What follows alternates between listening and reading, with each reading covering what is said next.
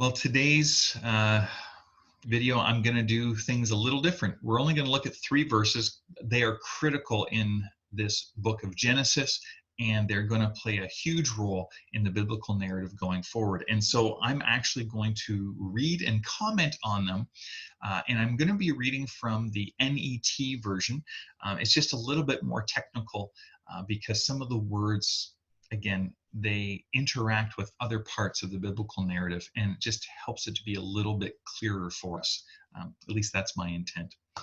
So 3 verses, but huge verses as God calls Abram to, well, let's see.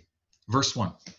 The Lord said to Abram, "Go out from your country, your relatives, and your father's household to the land that I will show you." Directive from God here: leave all your associations. Go where I lead you. And so, yes, there's this part where it's going to require trust, dependence, and allegiance. You're not going to be connected to your family. You're not going to have clan associations, allegiances. You are on your own with me. Basically, I am your God. You are my people.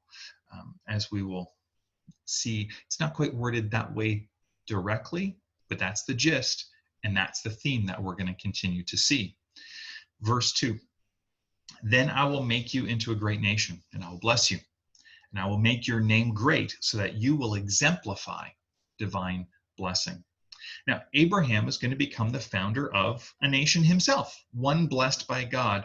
And notice here, God says that I'm going to make your name great.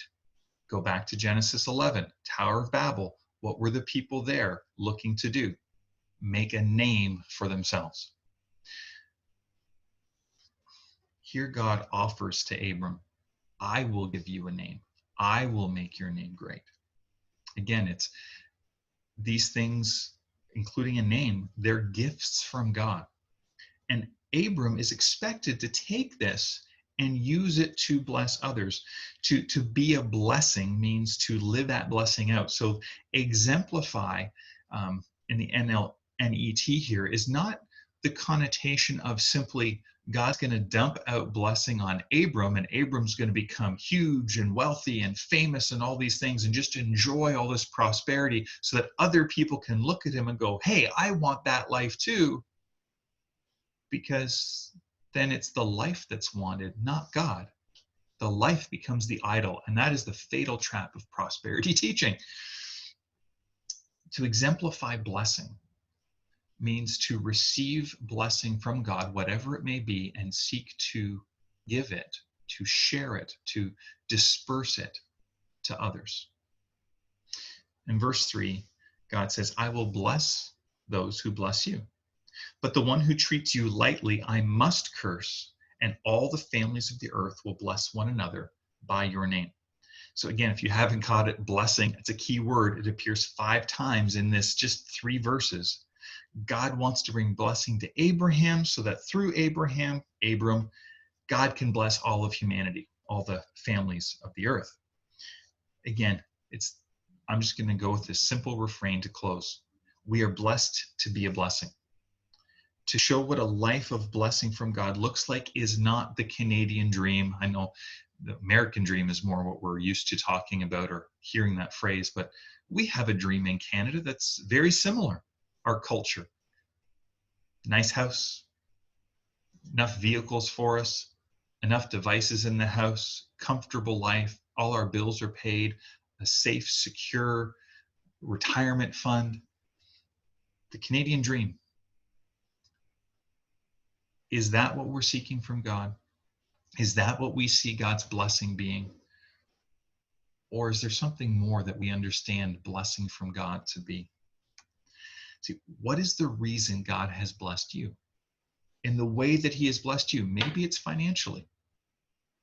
Maybe it's in the sense of the experience you've had with God, or the gifts God has given you, the relationships, the influence you have. If you are a Christian, you should know you've been blessed abundantly already. You've been freed from sin. You've been freed to be a priest, a representative of God. If you're not a follower of Jesus and you're listening to this, I want to encourage you to consider that God is seeking to bless you. And God has more and more of a flourishing life for you. And so the response for all of us is simply the same, to respond like Abram did, with faith, trusting God at his word and giving allegiance to him and him alone,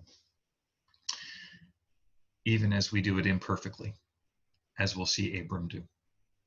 May the Lord bless you and keep you today.